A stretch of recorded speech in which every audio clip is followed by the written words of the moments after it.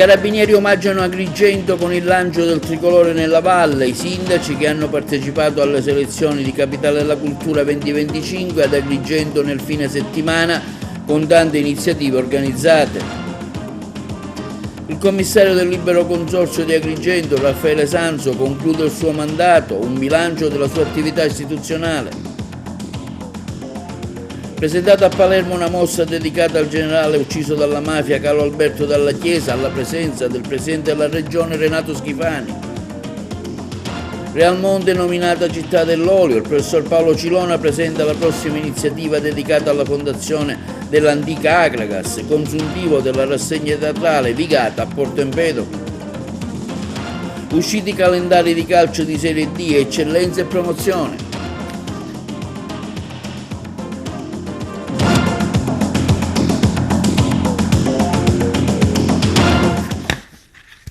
Benvenuti con il nostro appuntamento di TV Notizie. I Carabinieri di Agrigento omaggiano con il lancio del tricolore nella valle. Tanti sindaci che hanno partecipato alla selezione di Capitale della Cultura 2025 ad Agrigento nel fine settimana, diverse le iniziative organizzate il servizio. I Carabinieri omaggiano la città di Agrigento con il lancio del tricolore sulla Valle dei Templi in onore alla sua nomina a Capitale della Cultura. Il 3 settembre alle ore 11, nel cielo della Valle dei Templi, i militari campioni del mondo di precisione in atterraggio del primo reggimento Carabinieri Paracadutisti Tuscania effettueranno un aviolancio dall'elicottero AB-412 dell'Arma dei Carabinieri, facendo sventolare il cielo tricolore nazionale.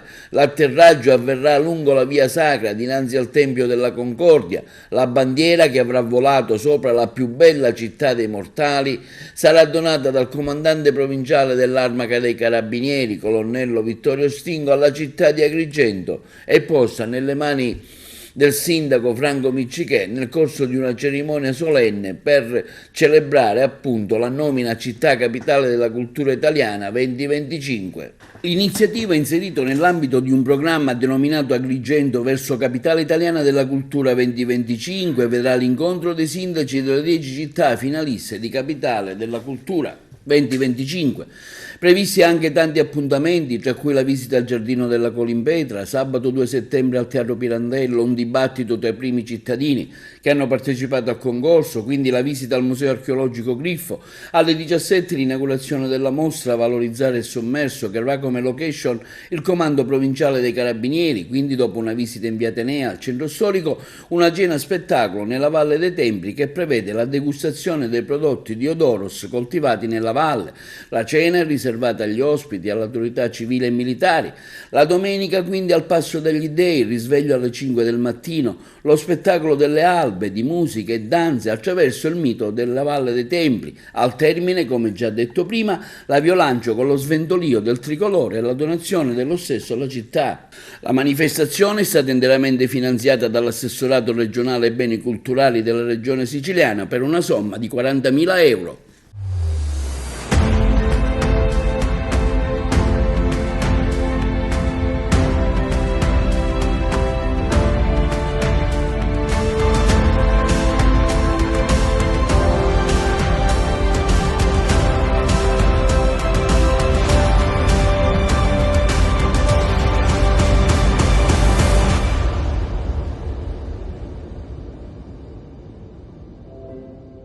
E il commissario Raffaele Sanzo ha salutato i dirigenti e il personale a conclusione del suo mandato politico, ringraziando i sindaci per la proficua collaborazione, numerosi provvedimenti adottati durante la sua gestione, ambiente, scuola, viabilità, turismo, solidarietà, pubblica istruzione e personale, dopo i suoi 18 mesi di attività istituzionale.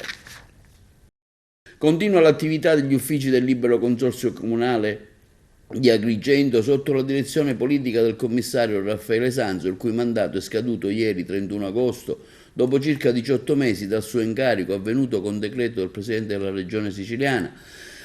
Raffaele Sanzo ha voluto salutare i dirigenti, i dipendenti, tracciando un bilancio della sua attività, ponendo attenzione verso l'ambiente, il turismo, la viabilità, la manutenzione delle strade provinciali, le scuole superiori, il personale, i servizi sociali, la pubblica istruzione e altro ancora. In tale ottica si è posta l'attività di indirizzo intrapresa dal commissario sui temi ambientali, priorità principale in vista dell'appuntamento Agrigento 2025, numerosi provvedimenti di lavoro e di messa in sicurezza delle strade provinciali per pericoli imminenti e finanziamenti adottati nel settore tecnico impegnato nella fase di progettazione nel cantiere del PNRR, occasione di sostegno ai territori. L'attività del commissario Sanzo ha riguardato altresì provvedimenti verso le scuole superiori di competenza del libero consorzio comunale, con numerosi interventi di manutenzione ordinaria e straordinaria al fine di pianificare le attività scolastiche e preparare l'ingresso imminente degli studenti tra qualche settimana. Un percorso politico che ha inteso abbracciare le questioni sulla disabilità con attenzione verso gli studenti con particolare handicap e le famiglie.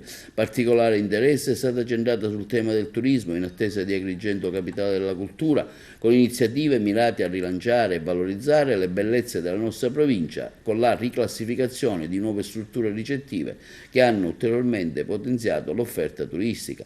Il commissario Sanzo ha focalizzato il suo mandato al tema del personale dell'ente, attraverso una rimodulazione dei servizi, la stabilizzazione di 120 dipendenti ex precari, al quale è stata garantita la stabilità economica e professionale. Raffaele Sanzo ha altresì rivolto un doveroso ringraziamento ai dirigenti e al personale dell'ente, ai quali ha lavorato con efficienza e trasparenza. Un ringraziamento anche ai sindaci della provincia per la proficua collaborazione che nelle diverse sensibilità politiche hanno saputo cogliere e sostenere gli interessi della comunità amministrata. Svuotato l'hotspot a Lampedusa, su disposizioni della prefettura di Agrigento, sono stati 600 i migranti che trasferiti con il traghetto di linea Galaxy e la nave militare San Giorgio, il servizio. A bordo dell'aereo dell'OIM diretto a Bari sono partiti 160 migranti, invece la nave Dattilo e la Guardia Costiera è salpata dall'isola con a bordo 597 migranti, destinazione Reggio Calabria. L'hotspot di Lampedusa è stato svuotato nella struttura e i contrada Embriacola restano 198 migranti, fra cui 120 minori non accompagnati. Alcuni dei 198 non possono essere trasferiti perché la polizia sta verificando posizioni e pendenze giudiziarie, mentre altri sono testimoni di fatti che la questura sta approfondendo dal punto di vista investigativo con l'autorità giudiziaria. Nel giro di qualche giorno anche loro verranno trasferiti verso altre destinazioni. Siamo stati strapieni ma non siamo mai andati in difficoltà, ha spiegato il questore di Agrigento Emanuele Ricifari. Né la polizia né la Croce Rossa sono andate mai in difficoltà e la struttura di primissima accoglienza non è stata mai al collasso. Intanto ieri il cadavere di un uomo in avanzato stato di decomposizione è stato recuperato in mare al largo di Lampedusa dalla Guardia di Finanza. Il corpo senza vita è stato preso a bordo su una motovedetta della Capitaneria e sbarcato al molo Favarolo per essere trasferito nella camera mortuaria dell'isola. Sempre ieri ennesimo sbarco su un barchino di 7 metri con a bordo 46 persone, intercettato al largo dell'isola e soccorso dalla Guardia Costiera. I migranti sono stati sbarcati al molo Favaloro dopo i primi accertamenti sanitari condotti nell'hotspot di Contrada Embriacola. Vanno ad aggiungersi ai circa 400 stranieri giunti ieri a bordo di 4 diverse imbarcazioni. Il consigliere comunale di Agrigento, Nello Amel, ha organizzato un incontro con i suoi più cari amici e sostenitori per condividere alcune ricorrenze che a causa del Covid prima e successivamente per i suoi problemi di salute nell'ultimo periodo non ha potuto festeggiare. Sentiamo lo stesso consigliere comunale Nello Amel. Nello, una giornata di festa questa sera qui per riunire gli amici dopo la pausa del Covid, per stare un po' insieme. Quindi non è solo un'interruzione a causa del Covid, ma anche per questa intervenuta disabilità che mi limita tantissimo nelle mie attività e che comunque sto cercando di superare con la forza, diciamo, di chi vuole continuare a dare un contributo a questa nostra realtà. Stasera noi abbiamo una serata dove abbiamo invitato tutti gli amici che in qualche modo nel corso della mia vita sono stati vicini e sono stati impegnati nell'area dove io ho sempre operato. Ce ne sono tanti, sono venuti generosamente, hanno sottoscritto quella che era la mia richiesta di portare degli aiuti per persone con disagio economico e con del genere alimentare e tutto quanto, e sono estremamente contento. Questa è una serata a tema, ci saranno canzoni di cantautori molto conosciuti e apprezzati da tutti i miei amici, poi ci sarà un bel buffet e quello che io ho potuto offrire lo sto offrendo generosamente, senza nessuna riserva, senza nessun secondo fine. Siamo qui a costruire, penso, da questo momento qualcosa di nuovo e di diverso, perché il mio impegno non finisce, continuerà anche in queste condizioni. Presentata oggi a Palermo, a Palazzo Reale, la mostra Carlo Alberto Dalla Chiesa, l'uomo, il generale, che approda in Sicilia dopo Roma, Milano e Torino, promossa dalla Fondazione Federico II e organizzata dall'Arma dei Carabinieri. La mostra racconta il percorso umano e professionale di Carlo Alberto Dalla Chiesa e potrà essere visitata fino al prossimo 10 novembre. In merito ascoltiamo il Presidente della Regione Renato Schifani, che ha anche risposto ad altre domande attinenti all'attività politica regionale. Una figura che aveva capito che la mafia controllava gli appalti pubblici, come controlla, io temo, anche i pascoli. Credo che gli incendi di questi giorni e il dolo non siano casuali, abbiano una matrice, di questo me ne sono fatto una ferma convinzione. Dobbiamo ricordare il sacrificio del generale Dalla Chiesa, che non dimenticheremo mai, aveva chiesto poteri speciali al governo di quell'epoca, quei poteri che gli furono negati e che quindi secondo me spinsero la mafia ad ucciderlo. Un attimino il campo alla giornata di oggi.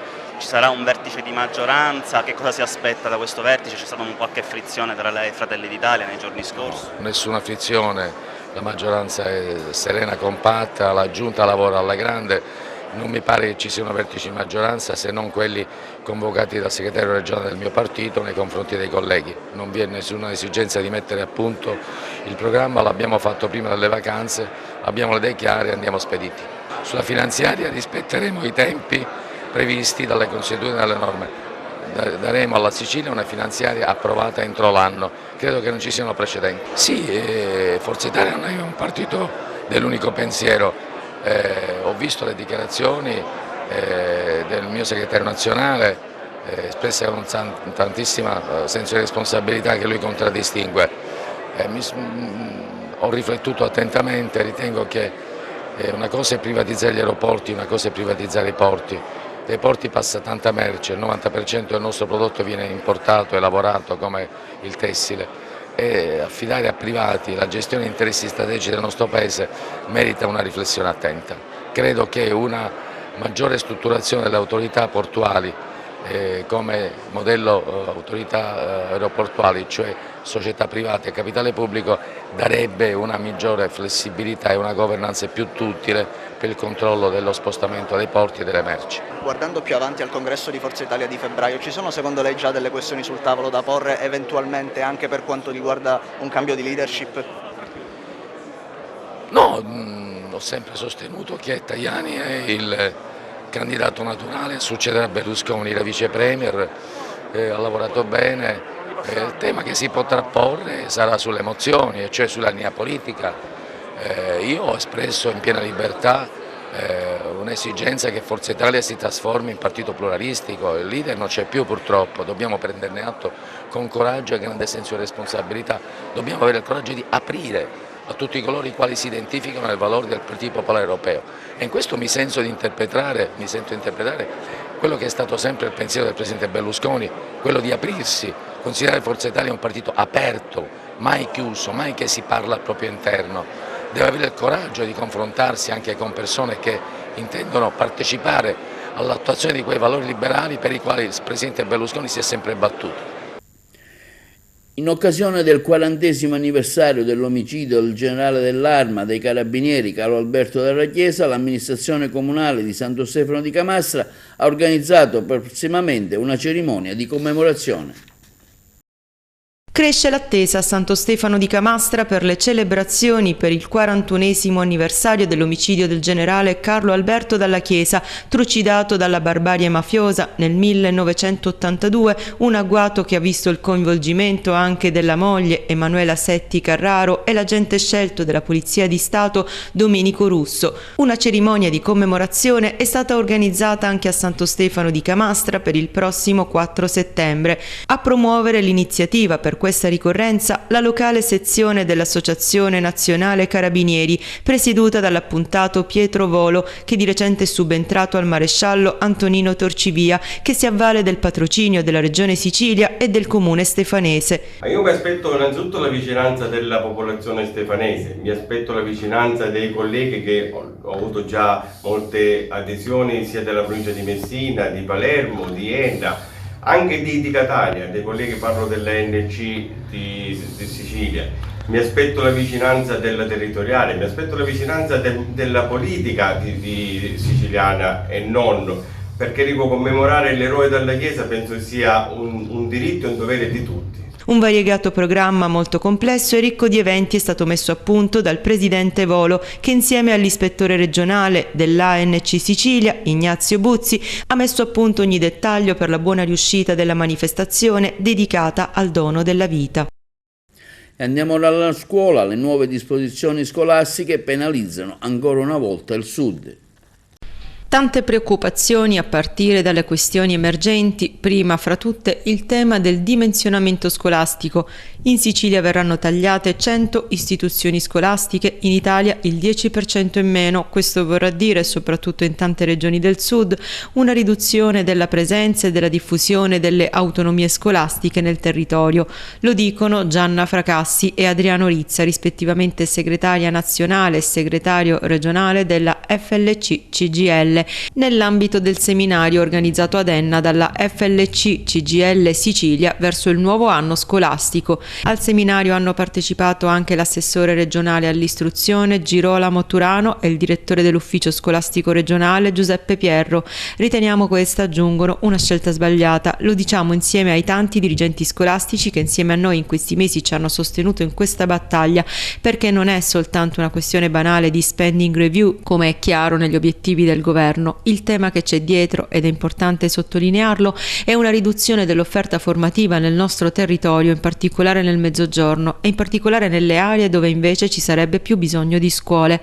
Per Rosaria Corona, dirigente scolastica dell'Istituto Comprensivo Bocca di Falco Tomasi di Lampedusa, si tratta di un anno che si lascia alle spalle il Covid, ma che vede davanti a sé tantissime difficoltà e tantissime criticità da risolvere, in primis il destino di molte scuole che si avviano al sottodimensionamento e quindi all'accorpamento con realtà diverse, le cui conseguenze sono abbastanza complicate e difficili, non sul piano soltanto della gestione del personale, ma soprattutto su quello delle conseguenze sociali e della lotta alla dispersione scolastica. Un'altra conseguenza fondamentale, conclude Eleonora Corrado, dirigente scolastico dell'Istituto Comprensivo Paradiso di Messina, è quella che riguarda i posti di lavoro non soltanto delle figure apicali e quindi dei dirigenti scolastici e dei direttori dei servizi generali e amministrativi, ma soprattutto del personale amministrativo e anche dei collaboratori scolastici, e questa non è una cosa trascurabile. A Realmonte la prima sagra della Bella Sicilia 2023 nomina la città della Scala dei Turchi città dell'olio, il servizio e le interviste. Si è svolta a Realmonte la prima edizione della Sagra Bella Sicilia 2023 e Realmonte è stata nominata Città dell'Olio. Conoscere e valorizzare i prodotti agroalimentari di Realmonte, l'olio, il vino e le peculiarità, l'identità gastronomica e le pietanze, promuovendo percorsi turistici che hanno coinvolto i visitatori in esperienze immersive tra coltivazioni, degustazioni e bellezze paesaggistiche. Continua Costa Bianca 2023 con una sagra, ecco la prima, siamo alla prima edizione, Bella Sicilia, che l'amministrazione ha promosso chiedendo la collaborazione delle associazioni presenti sul territorio, la Proloco, ma anche la partecipazione di imprenditori, di persone insomma che scommettono ogni giorno su questo territorio e ci credono, grazie ai quali abbiamo ottenuto questa sera anche la bandiera dell'olio, per cui siamo comunque comune che si vanta di questa specialità, ecco, di questo olio che arriva come lavorazione dai greci e che ancora oggi viene prodotto a Realmonte, oltre ai vini, oltre alle pietanze PAT, che sono pietanze tipiche riconosciute dall'assessorato regionale. Quindi cosa dire? Noi siamo ancora e continuiamo a percorrere quella via meravigliosa che è la via della bellezza, attraverso una promozione costante di Realmonte, che non è solamente la città della Scala dei Turchi, è sicuramente la città che ospita questo monumento meraviglioso, naturale, candidato a diventare bene UNESCO, che a settembre verrà acquisito definitivamente dal comune, ma che ha anche cultura e tradizione di secoli, che viene da lontano, che parte prevalentemente agricola, da una vocazione prevalentemente agricola, e oggi diventa a doppio binario, agricola e turistica, però di un turismo di qualità, esperienziale, dove si può vivere la bellezza ma assaporare i sapori di una Sicilia antica. Quindi come sindaco del comune di Realmonte non posso che manifestare tutta la mia soddisfazione e ringraziare la Proloco, tutte le associazioni presenti, gli imprenditori, Alfonso Farrugia che ha portato avanti con il comune di Realmonte questo progetto che oggi ci fa diventare anche città dell'olio riconosciuta, e tutti coloro che hanno partecipato. Allora, abbiamo organizzato a Realmonte la Sagra Beggia Sicilia, un modo per mettere insieme alle bellezze del nostro territorio, quindi alla balneazione, alla natura, anche i prodotti agroalimentari.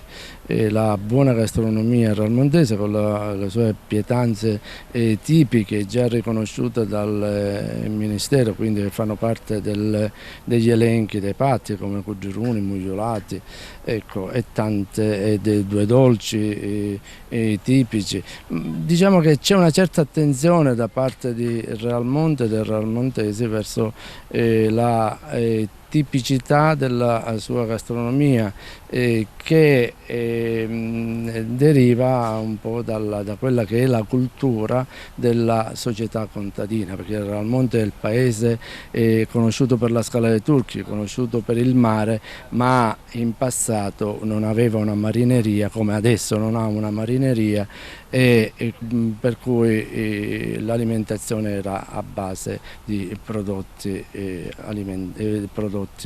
dell'agricoltura. È importante, soprattutto in questo momento in cui si parla di cultura o della città della cultura, Agrigento città della cultura, integrare al prodotto culturale, e in particolare a ciò che ha Agrigento, e quando parliamo di Agrigento parliamo soprattutto della Valle dei Templi,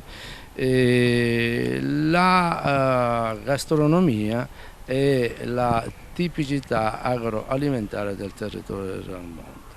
Per cui siamo orgogliosi di portare avanti questa iniziativa, speriamo di poter crescere nel tempo e ci auguriamo che i ristoratori, gli esercenti del Realmonte facciano tesoro in particolare di ciò che in questo momento è soltanto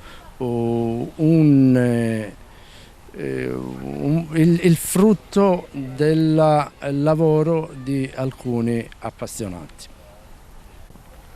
Allora, Realmonte riveste negli ultimi anni ha rivestito una grande importanza dal punto di vista olivicolo. Ci siamo accorti, anche grazie a tutte le aziende presenti nel territorio, che stanno ultimamente crescendo in maniera veramente esponenziale, soprattutto dal punto di vista qualitativo ma anche dal punto di vista quantitativo, quindi grandi quantità di olio prodotte a Realmonte in questo territorio meraviglioso.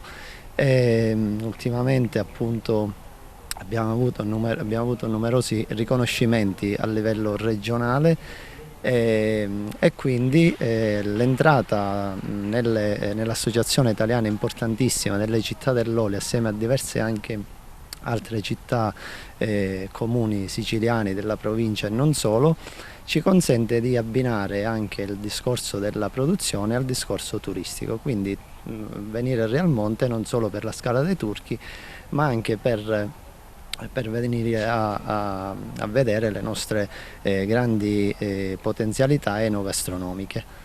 Le cultivar più importanti qua della zona naturalmente in linea di massima sono quelle che ci sono un po' ovunque in Sicilia, anche se la biancolilla e la nocellara del Belice sono quelle per le quali appunto il nostro olio assume delle caratteristiche particolari per le quali appunto riveste una grandissima importanza qualitativa a livello regionale. Non per questo abbiamo ottenuto il terzo posto assoluto al Morgantino, un importantissimo concorso a livello regionale, terzi assoluti in tutta la Sicilia, grazie soprattutto quindi all'importanza e alle peculiarità ambientali e territoriali del territorio appunto realmontino. Strage sulla Torino-Milano, 5 operai travolti da un treno, 2 siciliani morti nell'incidente ferroviario. Sentiamo il servizio. C'è un 22enne messinese tra i 5 operai morti ieri notte nei dintorni della stazione ferroviaria di Brandizzo nel Torinese, travolti intorno alla mezzanotte da un treno sulla linea convenzionale Torino-Milano. I 5 sono deceduti sul colpo, erano operai di una società del Vercellese e al momento dell'incidente stavano per iniziare la sostituzione di alcune rotaie. Il treno in transito sui binari li ha travolti in pieno, uccidendoli sul colpo. Altri 2 operai che si trovavano poco più avanti invece sono rimasti miracolosamente illesi. Sotto shock il macchinista, che è stato visitato dai sanitari di un'ambulanza sul posto. Sono in corso gli accertamenti di RFI, mentre la procura di Ivrea ha aperto un fascicolo per disastro ferroviario colposo e omicidio colposo plurimo a carico di ignoti e sta cercando di ricostruire la dinamica dell'accaduto. Tra i 5 operai morti ci sono 2 siciliani. Il più giovane che ha perso la vita è stato Kevin Laganà, 22enne, nato a Messina. L'altro siciliano è Giuseppe Saverio Lombardo, 53enne, nato a Marsala nel Trapanese, che lascia la moglie e un figlio. Un'altra vittima, Michael Zanera, di 34 anni, aveva postato sui social poco prima di essere travolto dal treno in corsa un'immagine e un messaggio che, alla luce di quanto accaduto, risultano ora inquietanti. Nella foto si vede un binario sul quale stava lavorando e la saldatura che aveva assunto la forma di una croce infuocata. Nel commento il giovane aveva scritto: «È la prima volta che mi succede che mentre saldo la rotaia mi è uscito il crocifisso. Dio mi vuole dire qualcosa sicuramente». Tanti messaggi di cordoglio per le 5 vittime del disastro ferroviario, a cominciare dal presidente Sergio Mattarella, che sottolinea come morire sul lavoro sia un oltraggio ai valori della convivenza. Il sindaco di Brandizzo parla di errore di comunicazione tra la squadra presente sul posto e chi doveva coordinare i lavori e rivolge il suo pensiero alle famiglie degli operai coinvolti, dichiarando che questa è una tragedia per tutta la sua comunità. Anche il sindaco di Messina, Federico Basile, esprime cordoglio per la tragica morte di Kevin Laganà e degli altri 4 operai morti nell'incidente.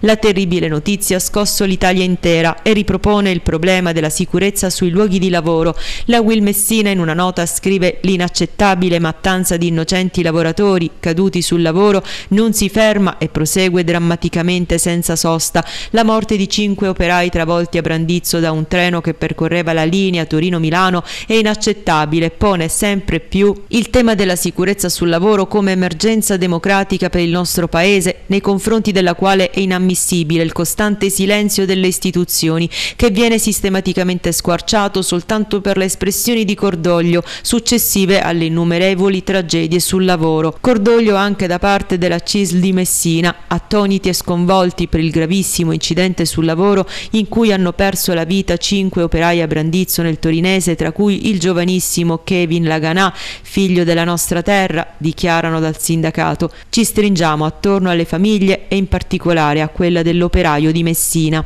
Nota anche da parte di CISL Sicilia, che parla di una strage inaccettabile che conferma la necessità di interventi urgenti e concreti in materia di sicurezza sul lavoro.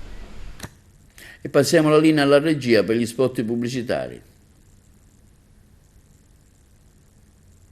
Un'interessante iniziativa teatrale si svolgerà a fine settembre al Palacongressi di Agrigento, organizzata da Paolo Cilona, con la partecipazione di tanti agrigentini nelle vesti di attori, per ricordare la fondazione della nostra città avvenuta nel 582 a.C. da un gruppo di coloni geloi proveniente da Rodi. L'intervista a Paolo Cilona. Parliamo di questa nuova iniziativa, un'iniziativa che sarà tra un mese, il 30 settembre, che il dottor Paolo Cilona sta organizzando, una cosa veramente importante al Palacongressi di Agrigento.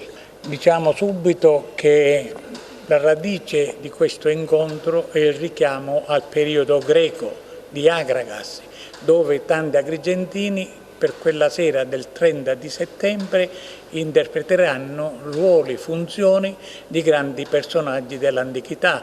Parlo di Terone, parlo di Calligratide, parlo di Acrone, parlo di Pindaro, parlo di Metello, tutti questi personaggi, Feaci, Gellia, saranno interpretati da altri agrigentini, i quali reciteranno alcuni passaggi della loro vita e del loro valore sul piano storico e sul piano anche militare e politico. Quindi sarà un avvenimento importante per ricordare le radici del popolo di Agragas.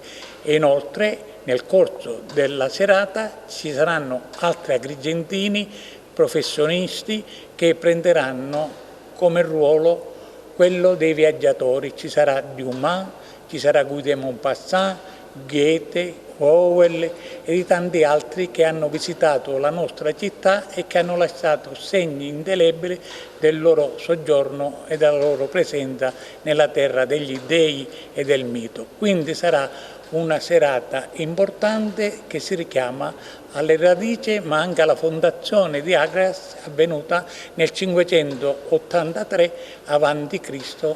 per merito di coloni geloi. Quindi diciamo che noi ricordiamo la storia attraverso i personaggi antichi ma rappresentati da agrigentini moderni. Da cosa nasce questa idea, professor Cilona? E perché questo grande avvenimento della nascita della città non è stato per niente ricordato, questo avvenimento importante, storico, quello della nascita della città, della fondazione della città di Agragas, e quindi è giusto ricordare questa data e questo segno importante della radice. Si parlerà anche del fiume Agragas, si parlerà anche di coloro i quali sono venuti qua come dominatori cartaginesi, parlo di Amilcare, parlo di Annibale, parlo poi dei consoli romani, però la storia greca si chiude nel 210 a.C. Il Palacongressi, come mai ha scelto il Palacongressi? E perché è un problema di consentire alle persone che desiderano partecipare di trovare lo spazio per il posteggio della macchina e di poter essere tranquillamente partecipi di una cornice storica così importante e così suggestiva. Conferenza stampa del sindaco di Porto Empedocle a conclusione delle manifestazioni estive, in particolare sulla rassegna teatrale Premio Vigata Andrea Camilleri, alla presenza del regista Giovanni Volpe, direttore artistico, e di Mario Silvano, direttore organizzativo della stessa manifestazione. È stato senza dubbio un percorso emozionante e grande di soddisfazione, perché è chiaro che era un'impresa difficile, ardua, ma che grazie all'aiuto e alla collaborazione di Giovanni Volpe e Mario Silvano abbiamo portato a termine nel miglior modo possibile, perché dobbiamo innanzitutto premettere che quello che si è realizzato in questo mese di agosto è stato realizzato con grande impegno da parte di tutti e cercando di restringere al massimo quello che era il costo da sostenere, anche perché noi non abbiamo grandi risorse, però al di là delle risorse sono riusciti loro e con la nostra collaborazione a mettere su qualcosa che non ci aspettavamo all'inizio avesse questo ritorno di pubblico e di consensi. È chiaro che si tratta di una manifestazione che ha portato e riportato in piazza parecchie persone che amavano ed amano il teatro, ha fatto riscoprire, perché da diversi anni non era stato più possibile per mille motivi, tra tra i quali il principale è stato la questione del Covid, il momento di ritrovarsi tra amici per commentare e discutere su alcune rappresentazioni particolarmente importanti che ci hanno accompagnato durante questo mese di agosto.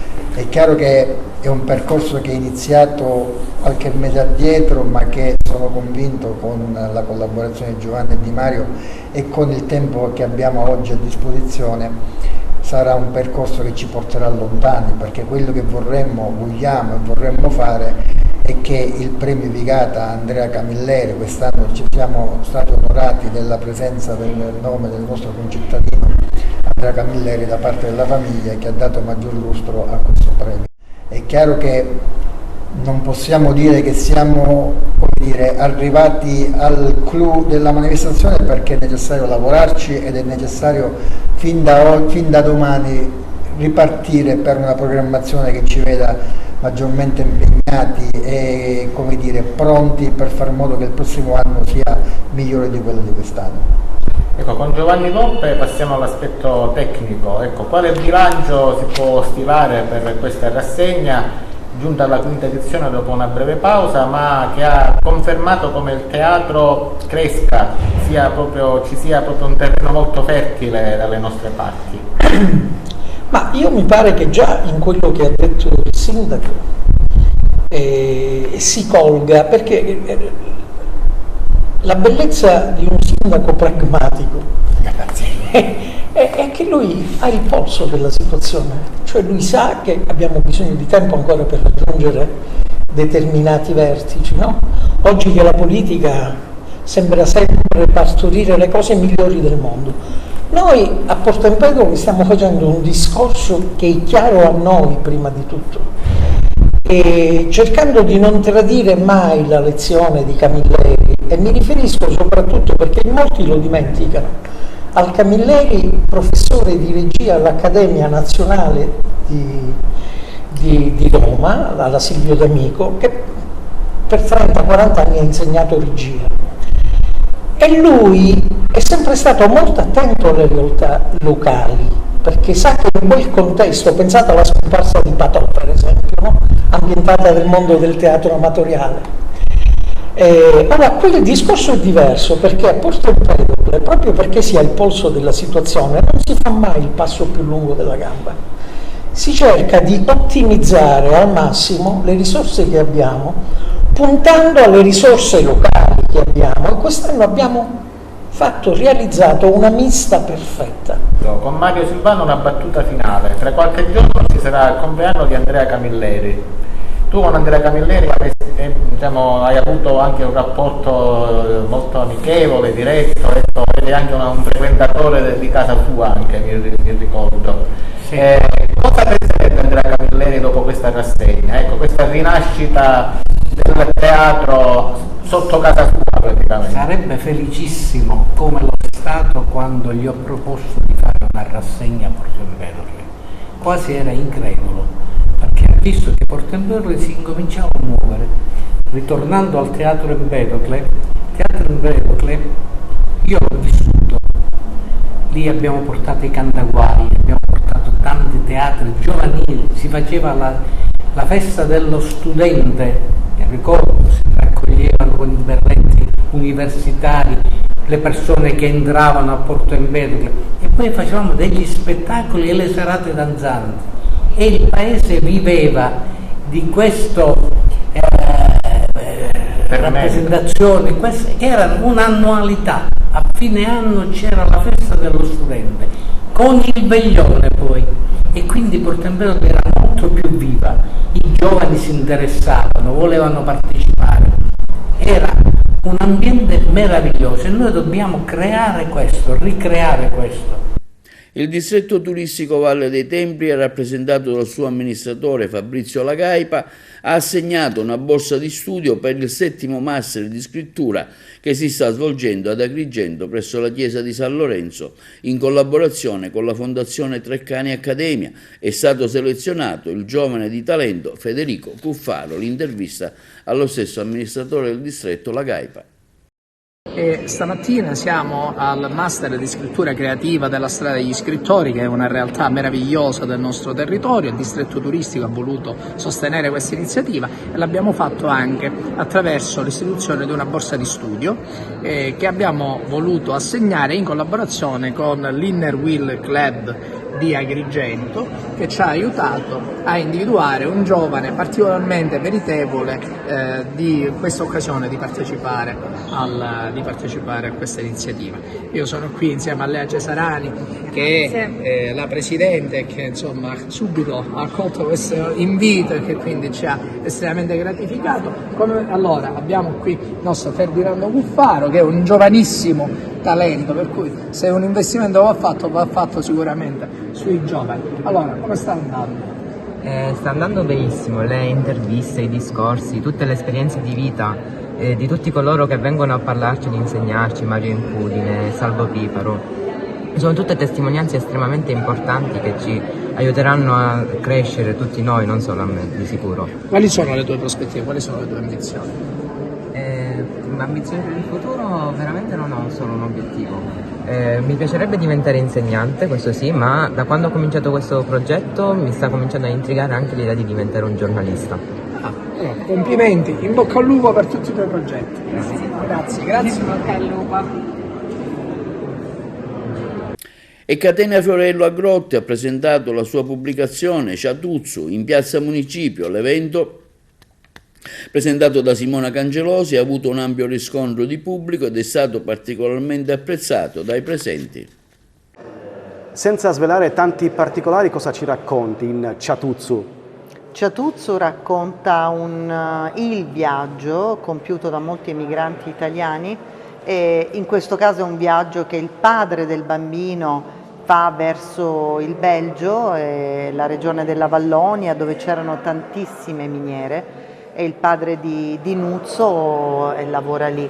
Lui ha 9 anni, però noi conosciamo questo bambino quando ancora vive in Sicilia e subito dopo la morte della mamma il papà lo richiama perché dice: adesso vieni a vivere con me qui a Charleroi. E comincia la seconda parte del romanzo, che è quella poi che racconta tutto appunto quel viaggio di cui ho parlato all'inizio dell'intervista, cioè il cammino faticoso, doloroso, a tratti angosciante, se vuoi, degli emigranti che arrivavano in terra straniera e non avevano appoggi, non avevano amicizie, non avevano denaro, non avevano nulla, ma tuttavia affrontavano, diciamo, le prove della vita a mani nude, ma con grande coraggio. Come nasce Ciatuzzu? Cosa ti ha spinto a scrivere questo romanzo?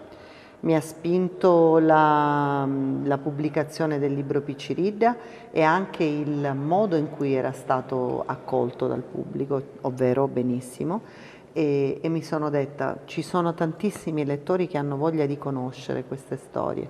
E poi la bambina di Picciridda, ovvero Picciridda, la bambina vive un'emigrazione passiva, cioè lei aspetta che questi genitori tornino, le inviino delle lettere. Invece questo bambino fa qualcosa di concreto, lui parte per raggiungere il padre, quindi la sua è un'emigrazione vissuta in prima persona, per cui cambia anche il registro delle emozioni di questi due bambini, anche se c'è una piccola sorpresa alla fine del romanzo Ciatuzzu, ovvero questi due bambini in qualche maniera si incontrano, ma non vi dico come.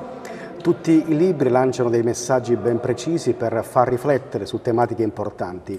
Il tuo Ciatuzzu messaggio lancia? Dunque, io non ho mai pensato a un messaggio da dare ai miei lettori quando scrivo un romanzo, perché io scrivo una storia, la consegno ai lettori e poi confido molto nell'intelligenza emotiva di ogni lettore, che sia il lettore da un libro l'anno o da 100 l'anno o da 20 l'anno. Ogni lettore ha una propria intelligenza, una nel cuore e una nella pancia, e quella intelligenza emotiva gli suggerisce anche le emozioni, come catalogarle, per cui nessun messaggio, saranno loro stessi a trarne poi qualcosa che non deve essere necessariamente un insegnamento. Stai lavorando ad un altro libro, ad un'altra storia? Uno scrittore non smette mai di scrivere delle storie, sì, il terzo volume delle Signore di Montepepe, cioè 5 donne, un arancino e i cannoli di Maritessa, adesso sta per arrivare il terzo, e sicuramente c'è il ritratto di una donna dei primi del Novecento, siciliana chiaramente, che attraverso la propria storia personale, cioè diventerà una grande imprenditrice in una Italia, non solo Sicilia, che voleva le donne invece abbastanza sottomesse, perché poi ci tengo a precisare, questo è importante dirlo, in quella Sicilia, diciamo così, di fantasia, ma fantasia anche errata, in cui le donne erano vessate, gli uomini comandavano, però questo accadeva solo in Sicilia, e vorrei ricordare che non era proprio così, anzi spesso la Sicilia si è ritrovata ad essere terra di donne molto indipendenti e molto coraggiose.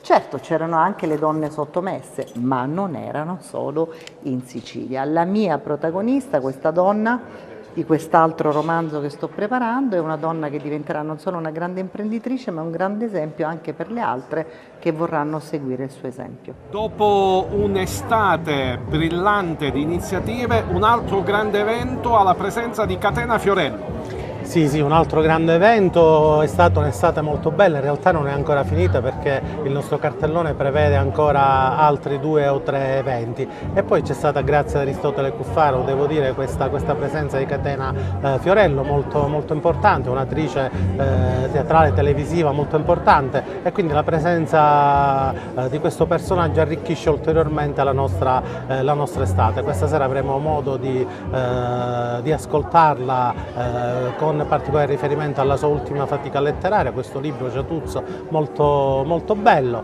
e quindi ancora qua a Grotte, e invito sempre tutta la gente della provincia, dei paesi vicini a venire nella nostra cittadina per tutte queste manifestazioni belle che riusciamo ad organizzare. E vediamo ora un servizio dedicato alla squadra di calcio del Palermo. Decolla negli ultimissimi giorni della sessione estiva il mercato del Palermo. A poche ore dal gong conclusivo i rosanero rafforzano ulteriormente l'organico a disposizione di Eugenio Corini, che pochi giorni fa aveva accolto il nazionale statunitense Christopher Lund, classe 2002, già in campo per la sfida vittoriosa di Reggio Emilia. Dopo l'arrivo del tanto atteso terzino, la società di Viale del Fante ha ufficializzato l'acquisto di Federico Di Francesco. L'esterno, già in campo quest'anno in Serie A con la maglia del Lecce, ha raggiunto i nuovi compagni a Torretta. Per il Palermo si tratta di un gran colpo, ulteriore tassello di gran valore per la fase offensiva, ed è ormai tutto pronto anche per l'arrivo di Mamadou Koulibaly, altro elemento di qualità per il centrocampo. Il giocatore senegalese, 24 anni, arriva dalla Salernitana e rafforzerà il settore nevralgico dopo quelle che sono state le partenze di Saric e Damiani, pronto ad approdare alla Juventus Under 23. L'arrivo di Koulibaly sarà in prestito con diritto di riscatto. I rosa intanto si preparano per l'esordio ufficiale in campionato al Renzo Barbera. Sabato pomeriggio in Viale del Fante arriva la Feralpi Salò. Corini va verso una conferma della formazione di Reggio Emilia, ma i dubbi riguardano il centrocampo con il possibile inserimento di Henderson dal primo minuto. In questo caso da stabilire chi gli lascerebbe il posto. Sono usciti i calendari di calcio per la Serie D, eccellenza e promozione. Esordio esterno del Pro Favare Sciacca in promozione, Empedoclina e Camarat esordiscono in casa. Sentiamo il servizio di Carmelo Lentini. Il Dipartimento Interregionale ha ufficializzato la composizione dei gironi della Serie D, valido per la stagione 2023-24. 9 gironi, dei quali A e B, che si presenteranno a 20 squadre, mentre i restanti a 18, per un organico di 166 club. Il campionato d'Italia, l'unico nel panorama nazionale che abbraccia tutte le regioni, prenderà il via domenica 10 settembre. L'Akragas è stato inserito nel girone I insieme ad altre 9 siciliane, ma a causa della sentenza riguardante la Regina declassata in D è probabile che la compagine calabra venga inserita nello stesso girone dell'Akragas, sicuramente al posto di una partenopea che transiterebbe nel girone H. A giorni la LND dovrebbe pronunciarsi in merito. Intanto nei locali della sede regionale della FIGC sono stati diramati i calendari dei campionati di eccellenza e promozione. Inizia fuori casa il prossimo cammino della Pro Favara, che debutterà sul campo del Geraci Siculo contro la locale squadra di casa. Giocherà invece tra le mura amiche la prima di campionato, la Nissa di Nicolò Terranova, che ospita l'Oratorio Marinero, mentre l'Unità Sciacca sarà ospite del Mazzara. Alla quarta giornata, vale a dire il 1 ottobre del 23, sarà sfida Pro Favara Nissa, mentre il ritorno è programmato per il 28 di gennaio del 24. Il derby agrigentino Pro Favara Unitas Sciacca invece è in programma alla 14ª giornata, vale a dire il 10 dicembre del 23, mentre il ritorno è programmato per il 21 aprile del 24. Nel campionato di promozione Girone A sono presenti 4 compagini agrigentine, vale a dire Camarat, Gemini, Casteltermini ed Empedoclina. Il calendario della prima giornata prevede Cus Palermo Gemini, Giardillinese Casteltermini, Empedoclina Bagheria e Camarat Alcamo. Alla terza giornata il primo derby sarà tra Camarat e Casteltermine, vale a dire il 24 di settembre del 23, mentre il ritorno sarà per il 7 gennaio del 24. Alla quarta giornata ci sarà invece Gemini e Empedoclina, vale a dire il 1 ottobre del 23, mentre il 28 gennaio del 24 ci sarà il ritorno. All'ottava Empedoclina Camarat, vale a dire il 12 di novembre, mentre il ritorno è programmato per il 25 febbraio del 24. Alla 12ª giornata derby Empedoclina Casteltermine e sarà giocato il 10 dicembre del 23, mentre il ritorno sarà per il 7 aprile del 24. Infine, sempre alla 12ª giornata, ci sarà Camarat Gemini, il derby della montagna, sempre il 10 di dicembre del 23, con un ritorno il 7 aprile del 24. E questo è tutto per TV Notizie di oggi, vi diamo appuntamento alle prossime edizioni e vi auguriamo una buona serata.